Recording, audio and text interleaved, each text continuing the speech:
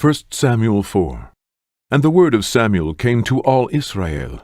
Now Israel went out against the Philistines to battle, and pitched beside Ebenezer. And the Philistines pitched in Aphek. And the Philistines put themselves in array against Israel. And when they joined battle, Israel was smitten before the Philistines. And they slew of the army in the field about 4,000 men. And when the people were come into the camp, the elders of Israel said, Wherefore hath the Lord smitten us today before the Philistines? Let us fetch the ark of the covenant of the Lord out of Shiloh unto us, that when it cometh among us, it may save us out of the hand of our enemies.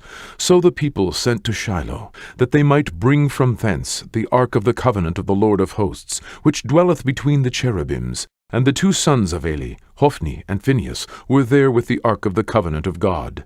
And when the ark of the covenant of the Lord came into the camp, all Israel shouted with a great shout, so that the earth rang again.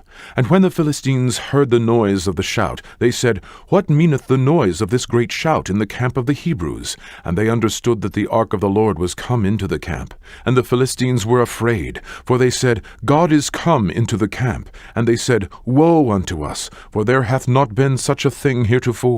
Woe unto us! Who shall deliver us out of the hand of these mighty gods? These are the gods that smote the Egyptians with all the plagues in the wilderness.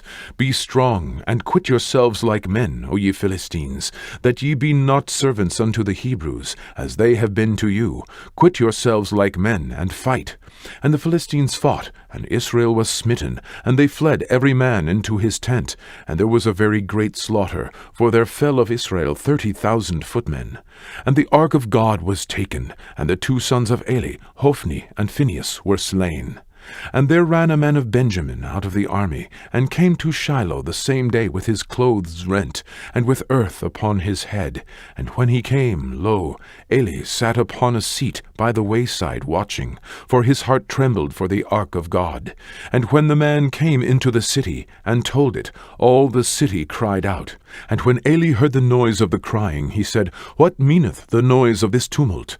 And the man came in hastily, and told Eli. Now Eli was 98 years old, and his eyes were dim, that he could not see.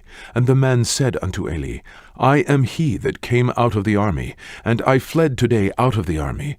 And he said, What is there done, my son? And the messenger answered and said, Israel is fled before the Philistines, and there hath been also a great slaughter among the people, and thy two sons also, Hophni and Phinehas, are dead, and the ark of God is taken.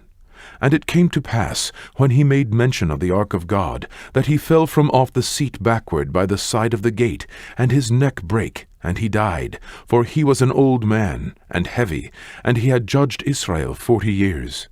And his daughter-in-law, Phinehas' wife, was with child, near to be delivered. And when she heard the tidings that the ark of God was taken, and that her father-in-law and her husband were dead, she bowed herself and travailed, for her pains came upon her.